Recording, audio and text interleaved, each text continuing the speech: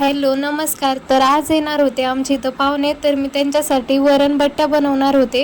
एका साईडला बट्ट्या उकडायला ठेवल्या आणि तोपर्यंत कुकरमध्ये लगेच वरण लावून दिलं.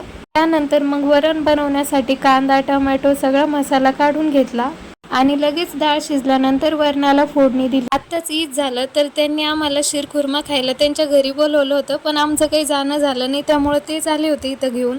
त्यांना अगोदर आल्याबरोबर चहा बनवली, चहा पिली त्यांनी आणि लगेच शिरखुर्मा बनवायला लागल्या होत्या. त्या सगळं साहित्य घेऊन आल्या होत्या, त्या त्यांच्या घरूनच फक्त इथे येऊन बनवला होता त्यांनी.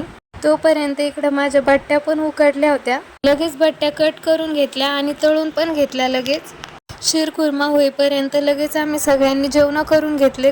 भरपूर सारं सामान घेऊन आले होते त्या शिरखुर्म्यामध्ये टाकण्यासाठी. खूप छान झाला होता शिरखुर्मा. मग नंतर आम्ही सगळ्यांनी मिळून शिरखुर्मा पेला. व्हिडिओ जर आवडला असेल तर लाईक करा, शेअर करा, सबस्क्राईब करा.